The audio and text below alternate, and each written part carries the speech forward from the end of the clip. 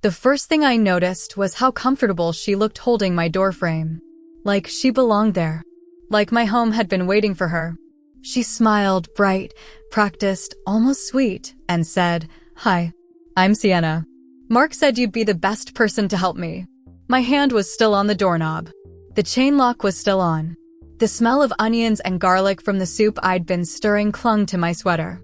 And behind her, the late afternoon light made her hair shine like she'd stepped out of a picture instead of a problem. "Help you with what?" I asked, even though my chest already knew. She laughed softly, the way people do when they think you're teasing. "The wedding," she said. "Our wedding. Mark said you do events sometimes. And he said your marriage is open. That you'd understand. There are moments when your body reacts before your mind catches up." My mouth went dry. My fingers tightened around the knob. Somewhere in the house, the living room clock kept ticking like it had no idea my life had just tilted. "Come in," I heard myself say. It wasn't kindness. It wasn't weakness. It was instinct, the same kind that makes you go quiet when you hear glass crack in another room. You don't move fast. You don't shout. You listen. You look. You figure out exactly what broke. Sienna stepped inside like she'd been invited weeks ago. Her heels clicked softly on the hardwood mark, and I refinished the summer after we moved in. She glanced around with curiosity, not caution, like she was touring a place she might soon decorate. She held a slim folder against her chest. Bridal magazines. A little notebook. A phone with a pale pink case. "I love what you've done with the entryway," she said, looking at the framed photo on the wall, Mark's arm around me at my sister's birthday dinner.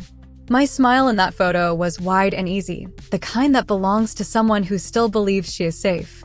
"Thank you," I said. My voice sounded normal. That's the strange part.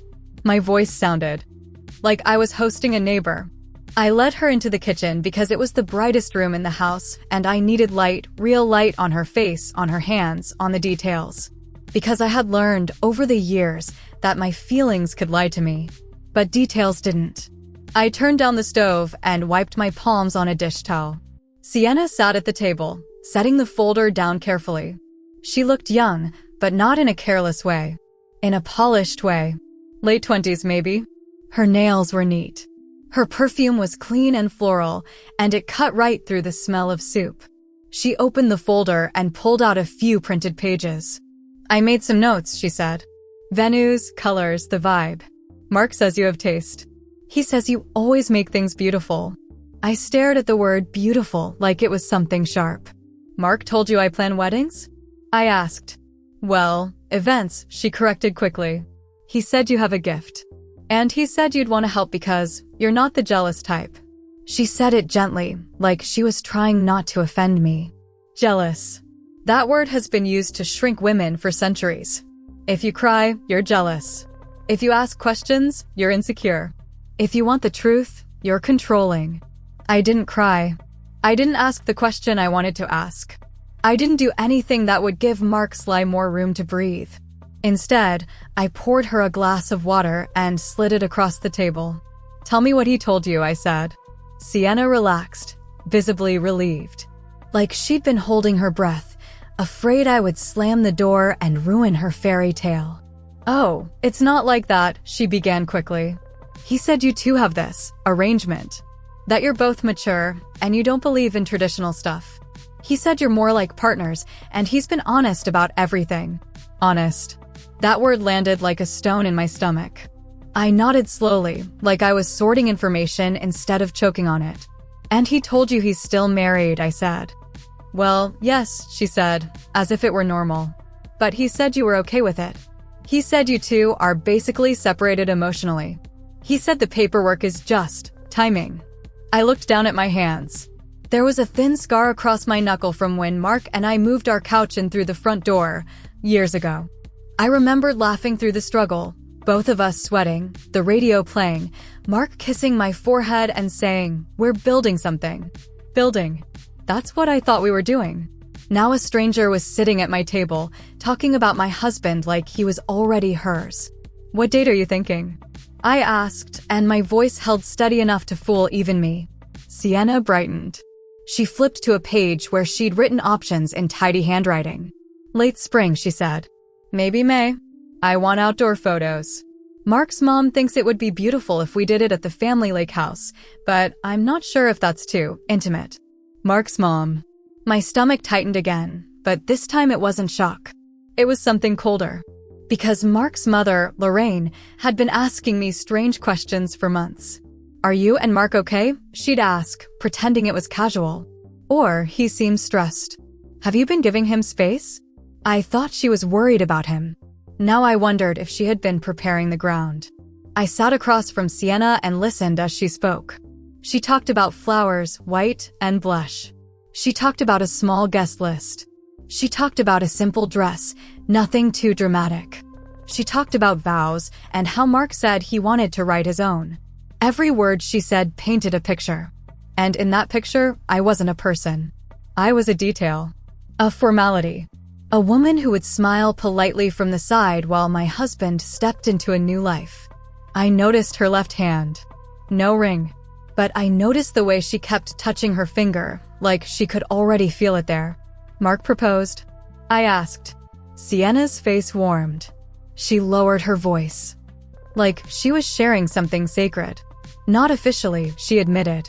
But he said it. He said it in all the ways that matter. He told me he's never felt understood the way I understand him. I nodded. Understood. Men love to claim they feel understood when someone doesn't challenge them. I took a slow sip of my own water, though it tasted like nothing. And he told you to come here, I said carefully. Yes, she said. He said you'd actually be happy for him. He said you'd want to be involved because it would show how evolved you are. Evolved. Another word used to pressure women into swallowing disrespect with a smile. I leaned back in my chair, letting a quiet pause settle between us. In that pause, I made a decision. Not a dramatic decision. Not a revenge movie decision. A simple one. I was going to stop being confused. I was going to get the truth clean, documented, undeniable truth. And then I was going to let it meet Mark in the brightest room possible. I looked at Sienna and gave her a small, calm smile. Okay, I said. If I'm going to help you, I'll need details. Dates, messages, venue conversations, anything you and Mark have discussed so far. Can you send me what you have? Sienna blinked, surprised by my professionalism, then nodded eagerly. Of course. I have everything. Good, I said softly. Because if she had everything, then so would I. And I wouldn't have to guess anymore. I wouldn't have to wonder if I was being paranoid. I wouldn't have to fight Mark with emotion. I could fight him with his own footprint. Sienna picked up her phone and smiled down at it, already typing. And I sat there, in my own kitchen, listening to the clock tick, smelling the soup cooling on the stove, and realizing the woman I used to be, trusting, warm, unquestioning, had just quietly left the room. Sienna's thumbs moved fast, like this was the happiest task of her week. I'll make a folder, she said, eyes bright. Mark loves folders. He's so organized. I almost laughed, but not because it was funny. Because Mark had never organized anything in our life unless it benefited him. He didn't organize the pantry. He didn't organize the bills. He didn't even organize his side of the closet. But he could organize a secret so well that another woman walked into my kitchen thinking she was doing something normal. Sienna looked up. What's your email? I gave it to her without blinking. A soft chime came from her phone as she created a new thread, and then she started attaching things, screenshots, photos, little notes. My eyes caught glimpses as they flashed across her screen. A text bubble with Mark's name, a selfie of them at a restaurant I'd never been to, a blurred photo of two hands on a table, and then, so casually, something that made my stomach tighten again. A picture of my living room. Not the way it looked right now. Not the winter throw blanket. Not the stack of mail by the lamp. No. In this photo, the couch pillows were different. The curtains were open. And on the coffee table was the ceramic bowl I only put out when guests came over. My throat went dry. When was that taken? I asked. Sienna didn't sense the shift. She smiled, almost shy. Oh, Mark brought me here once. He said you were visiting your aunt. He wanted me to see the house because he said, this would be ours someday. The room stayed bright, but I felt like the light had changed. My house. My couch. My walls. My wedding photo still hanging in the entryway. And he brought her in anyway, like I was already erased. I folded my hands under the table so she couldn't see them tremble. Okay, I said quietly. That's helpful. She nodded as if we were discussing centerpieces. Then she pushed her phone toward me, eager. Look, this is the venue I love. It's not too expensive, and it has a garden. I leaned in, careful and slow. And there it was. Mark's words. Not filtered through his voice, not softened by excuses. Just black text on a white screen like a confession that didn't know it was being read. Can't wait until we're finally free. I hate pretending. She doesn't get me the way you do. She thinks we're fine. She trusts me. She scrolled lower. And this is where he talked about the open marriage thing. See? He explained it. I read it once. Then again. Because my brain kept trying to protect me by refusing to believe my own eyes. Mark had written, I've told her we're open. She's cool with it. She's not the jealous type. And then, like he was sealing the lie with a bow, she'll even help if you ask. She loves planning things. I sat back. The kitchen hummed with ordinary sounds, the refrigerator, the faint bubbling from the pot on the stove, the clock. And yet nothing was ordinary anymore. Sienna was still smiling, waiting for me to praise the venue. I made myself breathe in through my nose, slow and quiet. Send all of that, I said. Everything you have. Even the small stuff. Sienna nodded quickly. I will. I'm so glad you're being cool about this. Honestly, I was nervous. I can imagine, I said. And I meant it. Because even though she had walked into my life like a storm, she also looked like someone who had been fed a story. A story designed to make her believe she wasn't the villain. Mark had probably told her I was cold. Or busy. Or distant. He probably told her I was more career than wife, more roommate than partner. Men like Mark don't just cheat. They rewrite the world so they can live in it without guilt. Sienna's phone chimed again. An outgoing email sent. Another one. Okay, she said, exhaling with relief. I sent you the folder link. Let me know if you need anything else. I nodded. I will. She stood up, smoothing her dress, and glanced toward the hallway as if she was curious what the rest of the house looked like. Then she smiled again, soft, hopeful. Mark's going to be so happy you're open to this, she said. And then, like she was trying to be kind, she added, he always said, you were a good woman. A good woman. That phrase hit me in a place I hadn't expected. Because good women are always expected to take pain quietly. Good women are always expected to keep the peace. Good women are supposed to be graceful, forgiving, and silent. I walked her to the door and watched her step out into the afternoon. Her perfume lingered in my entryway after she left, light and floral like it didn't belong to the kind of day I was having. I closed the door, slid the lock, and leaned my forehead against the wood. My breath shook. Not because I was about to fall apart, though I could have, but because my mind was already moving.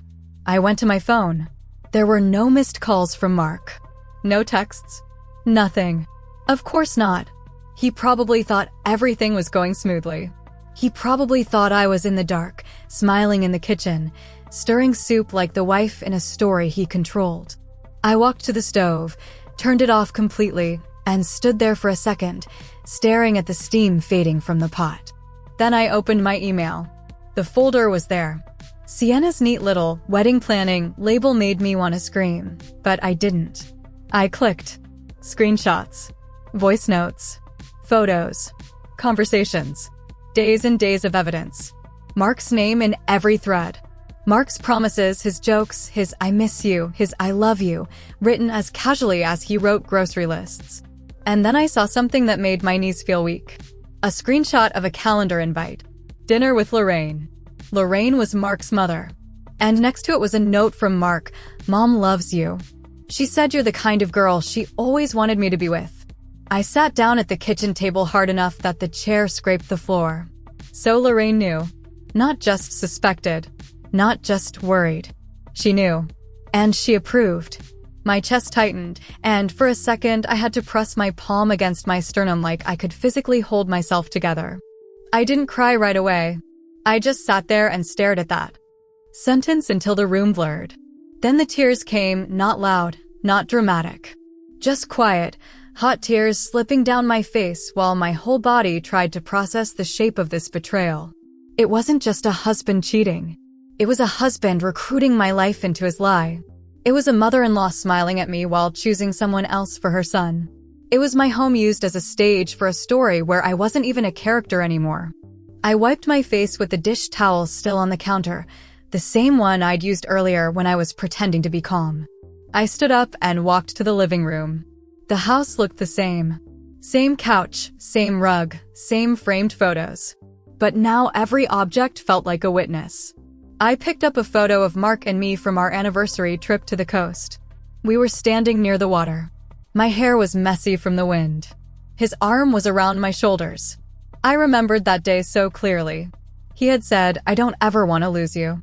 I set the frame back down carefully, like it might shatter. Then I heard the garage door open. The sound rolled through the house like a warning. Mark was home. I didn't rush to greet him like I usually did. I didn't call his name. I stayed still, standing in the living room, listening as his footsteps crossed the kitchen floor, as he set his keys down, as he hummed, actually hummed, like the world was normal. "Babe," he called. His voice sounded easy, familiar. The voice that had apologized for nothing and promised everything. I walked into the kitchen. Mark looked up and smiled when he saw me. Then his smile paused, just slightly, because something in my face must have told him I wasn't the same wife he left that morning. "Hey," he said, "careful now. You okay?" I looked at him. I wanted to ask 100 questions. I wanted to throw the phone at his chest. I wanted to scream, but I didn't. I kept my voice calm, like still water hiding something deep. "Someone came by today," I said. Mark blinked. "Who?" I watched his eyes, his mouth, his posture. I watched the split second where his body knew before his mind formed the lie. Then he said, "Oh, like a neighbor." I nodded slowly. "Her name is Sienna," I said. And I saw it. The smallest change. A flicker behind his eyes. A tightening at the corner of his mouth. He recovered fast, but not fast enough. "Sienna," he repeated, like the name meant nothing. I held my gaze on him. "Yes," I said. "Sienna." His swallow was visible. Then he forced a laugh that didn't reach his eyes. Wow. That's weird. What did she want?" I let the silence stretch just long enough to make him uncomfortable. Then I said, "She wanted me to plan your wedding." Mark's face went still, like a mask that suddenly got heavy. For a second, Mark didn't move at all. Not his hands. Not his shoulders. Not even his eyes. It was like I'd pressed pause on him mid-breath. Then he laughed. A short, sharp sound, too quick, too forced. "That's not funny," he said. "Why would you joke about something like that?" I tilted my head slightly, studying him the way you study a crack in glass, trying to see how deep it goes. "I'm not joking," I said. He stepped closer, lowering his voice like the neighbors might overhear us through the walls. "Okay, seriously. What's going on?" I could smell his cologne. The same one I bought him last Christmas, because he said it reminded him of confidence. It made my stomach twist now. "She believes we have an open marriage," I continued calmly. "She believes you've been honest with me. She believes I'm happy to help plan your future with her." Mark exhaled hard, rubbing his face with both hands. "Listen," he said, dropping into the chair across from me. "This is being taken out of context." Context. That word again. The favorite shield of guilty men. "I have screenshots," I said. He froze. "I have voice notes," I added. His jaw tightened. "And I have emails," I finished.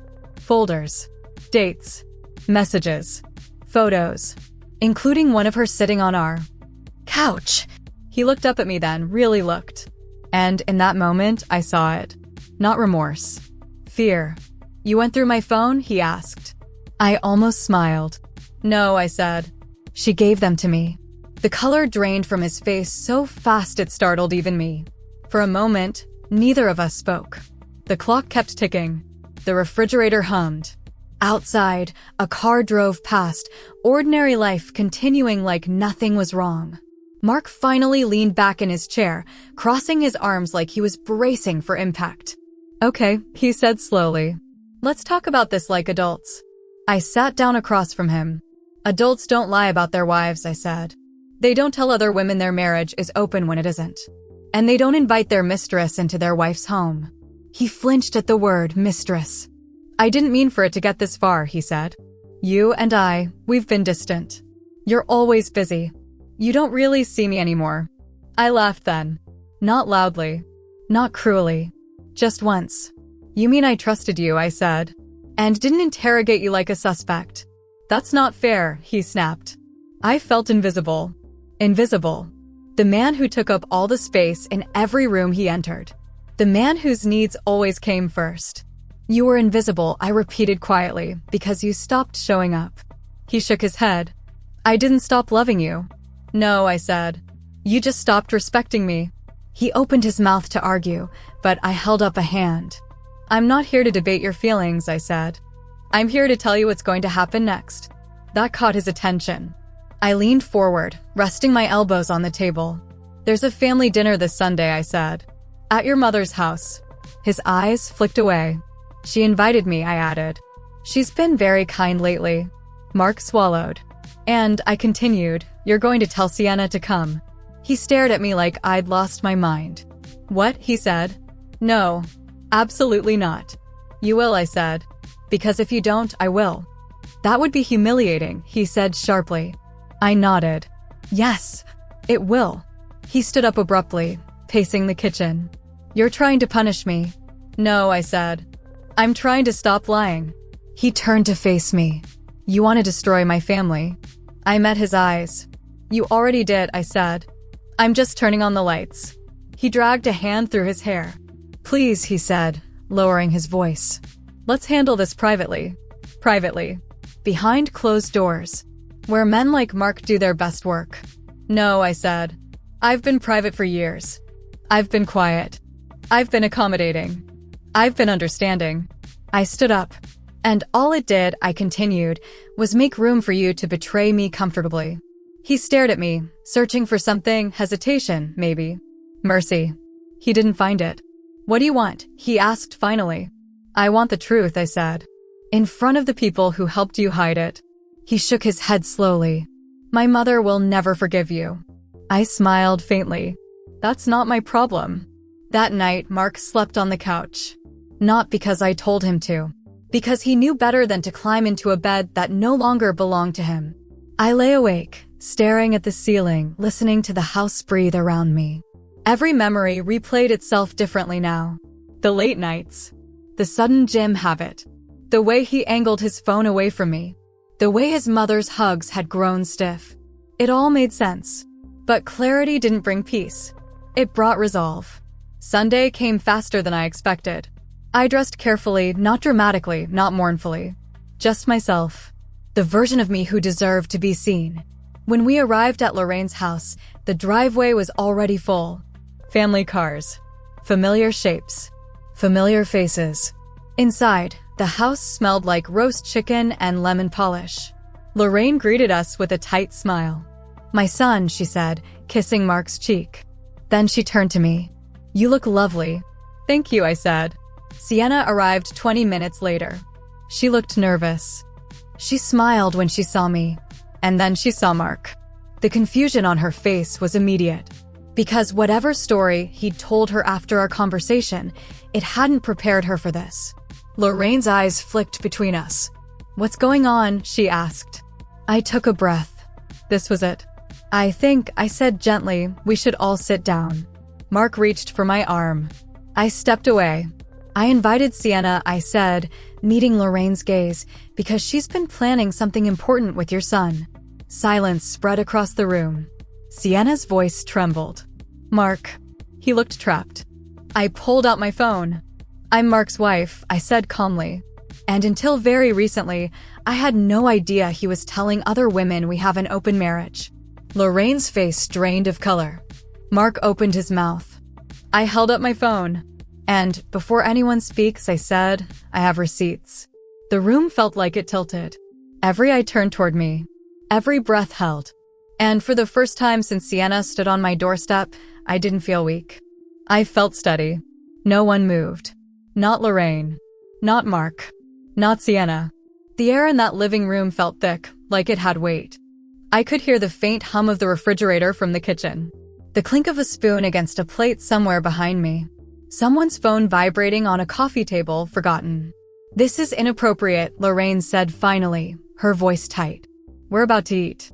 I looked at her. The woman who had hugged me for years. Who had called me sweetheart. Who had sat at my table and eaten food I cooked. I agree, I said. It is inappropriate. That's why I didn't want it happening quietly anymore. Sienna's eyes were fixed on Mark now. Her face had gone pale, and her hands were clenched together in front of her like she was holding herself upright. Mark, she said softly. What is she talking about? He opened his mouth, closed it, then sighed like a man exhausted by his own lies. Can we not do this here? He asked me. Please. I shook my head. This is exactly where we're doing it, I said. Because this is where you felt safe enough to pretend. I turned to Sienna. I didn't know about you, I said gently. And I don't believe you knew the truth about me. Her eyes filled with tears. He told me, she began, then stopped, swallowing hard. He told me you were okay with it. That you were relieved. I nodded slowly. That's what he told me too, I said. That everything was fine. Lorraine stood up abruptly. Mark, say something.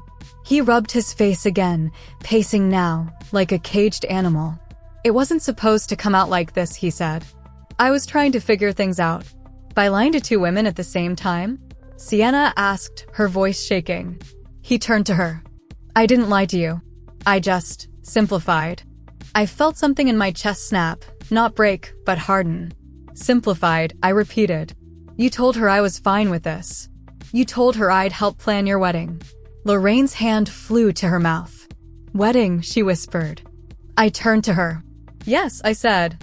He's been discussing venues, dates, even the lake house. Her eyes started to Mark. You said that wasn't serious. He looked cornered now. It was just talk, he said quickly. Ideas. Then why did you tell her I'd help? I asked. He didn't answer. Because there was no answer that didn't sound exactly like what it was. Sienna let out a small, broken laugh. You told me your mother adored me, she said. You told me she said I was the kind of girl she wanted you with. Lorraine stiffened. I said no such thing, she said sharply. I met her gaze. There are messages, I said. Screenshots. Calendar invites. Dinner with Lorraine. Her face hardened. I was trying to protect my son, she said. And who was protecting me? I asked quietly. She didn't answer that either. Sienna stepped back, like she needed space just to breathe. So you're still married, she said to Mark. And she had no idea. He looked at the floor. Yes. And there is no open marriage. No. And you brought me into her home. His silence was louder than any apology. Sienna's shoulders shook. I defended you, she said. I told my friends you were complicated, not cruel. I told them your wife was mature, that she understood. She looked at me then. I'm so sorry, she whispered. I believed her. Because guilt looks different than fear. Mark finally spoke again, his voice cracking now not from remorse, but from loss of control. I never meant to hurt anyone. That was when Lorraine turned on him. Enough, she snapped. You've embarrassed this family. I almost laughed at that. Embarrassment. Not betrayal. Not cruelty. Just embarrassment. I didn't embarrass this family, I said calmly. Your son did. The room was silent again. I pulled out my phone, not to wave it around, not to dramatize. Just enough. I'm leaving tonight, I said to Mark. I've already arranged it. His head snapped up. You're what? I've packed, I said. I'm staying with my sister for now. Lorraine scoffed. Running away won't solve anything. No, I said. Staying silent won't. I looked at Sienna. You deserve honesty, I said. And so do I. She nodded, tears sliding down her cheeks. I can't do this, she said to Mark. I can't be someone's secret. I never said you were a secret, he said weakly. She laughed bitterly. You never said I wasn't. She turned to me. I didn't come here to hurt you, she said. I know, I replied. But you did come here to wake me up. She left then. Just like that. Her heels echoed down the hallway. The door opened. Closed. And suddenly, Mark was alone in a room full of people who knew exactly who he was. I picked up my coat. Lorraine reached for me. "We'll talk later." "No," I said. "We won't." Mark followed me to the door. "Please," he said quietly. "Don't do this." I paused, my hand on the knob. "I didn't," I said. "You did." And then I walked out. The night air was cold and sharp, and it felt like the first honest thing I'd breathed in weeks. I sat in my car for a long moment, hands on the steering wheel, letting the silence settle. I wasn't shaking anymore. I wasn't confused. I wasn't even angry. I was done. I didn't cry when I drove away. That surprised me. I thought there would be some kind of breaking point, the kind you see in movies where the woman pulls over, sobbing, gasping for air. But instead, I drove in silence, the streetlights sliding past my windshield like quiet witnesses, and felt something steadier settle into my chest. Not peace. Clarity. My sister, Elaine, lived 15 minutes away. She was older than me by 4 years, practical to a fault and allergic to drama, but loyal in the way that mattered. She opened the door in her robe, hair pulled back, eyes already sharp with concern. "You look like someone just told the truth out loud," she said. I let out a breath I didn't know I'd been holding. "Can I stay?" I asked. She stepped aside without another word. Her guest room smelled like clean sheets and lavender detergent. She handed me a glass of water and sat on the edge of the bed while I took my coat off, folding it carefully like I wasn't in the middle of my life cracking open. I told her everything. Not rushed. Not frantic. Just the facts, laid out in a line: Sienna, the open marriage lie, the wedding planning, Lorraine's involvement, the dinner. Elaine didn't interrupt. She just listened, her jaw tightening at certain points, her hand resting lightly on my knee. When I finished, she shook her head slowly. "Men like that," she said, "don't cheat because they're unhappy. They cheat because they want options without consequences." I nodded. "That's what hurts the most," I said. Not that he loved someone else. That he felt entitled to rewrite me. Elaine squeezed my hand. "He doesn't get to do that anymore." That night, I slept harder than I had in months. Not peacefully, but deeply. Like my body had. Finally stopped standing guard. The next morning, my phone was full. Missed calls. Texts. Voicemails. From Mark. From Lorraine.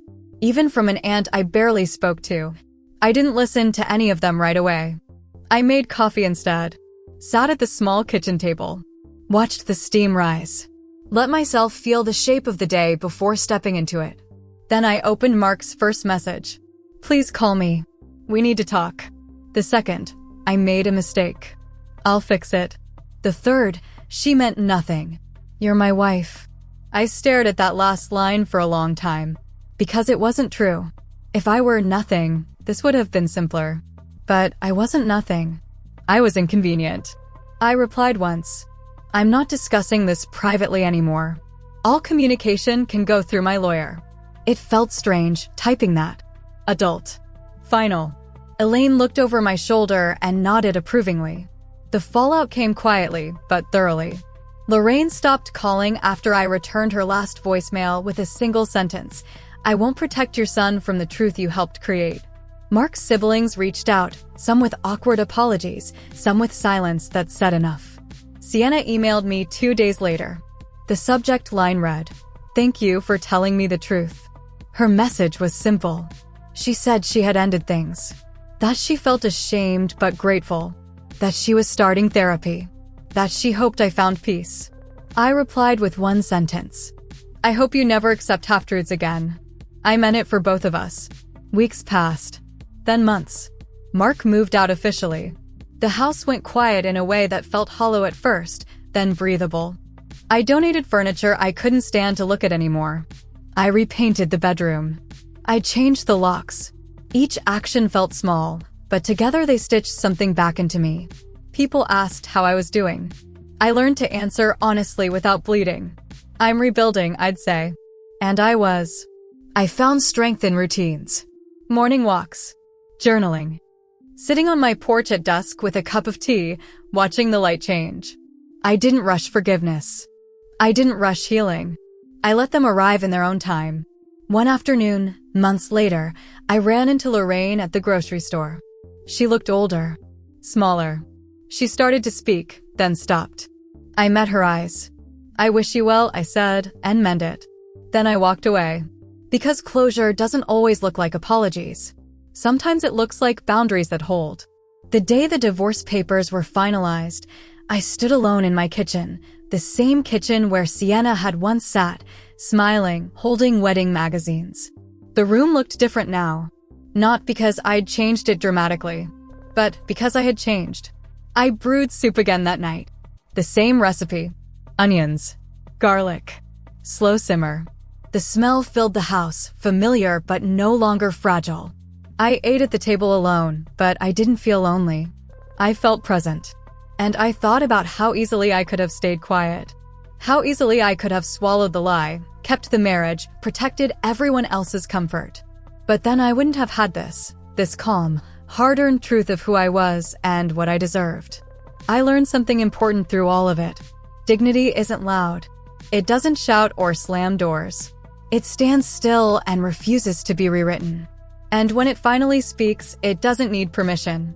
I didn't win anything in the way people usually imagine winning. There was no cheering crowd. No dramatic apology that fixed everything.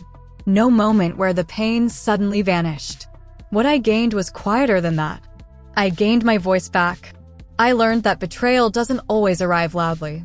Sometimes it knocks politely, smiles at your doorway, and waits to see if you'll doubt yourself long enough to let it stay. And I learned that dignity doesn't come from keeping everyone else comfortable. It comes from refusing to disappear so someone else can feel powerful. For a long time, I believed strength meant endurance. Staying. Understanding. Giving people the benefit of the doubt even when it hollowed me out. But now I know better. Strength is telling the truth when silence would be easier. Strength is walking away when staying would cost you yourself. Strength is choosing clarity over comfort, even when it hurts. I don't hate my ex-husband. I don't hate the woman he lied to. And I don't even carry anger toward the family who chose denial over decency. What I carry now is something steadier. Self-respect. If you're listening to this and you feel that quiet tug in your chest, the one that tells you something isn't right, I hope you don't ignore it. I hope you listen before the lie grows roots. And I want to ask you something honestly. If someone betrayed you this way, would you stay silent to keep the peace? Or would you turn on the light, even if it changed everything? Tell me in the comments. And if this story spoke to you, please like, subscribe, and share, because someone out there needs to hear that they're not wrong for wanting the truth.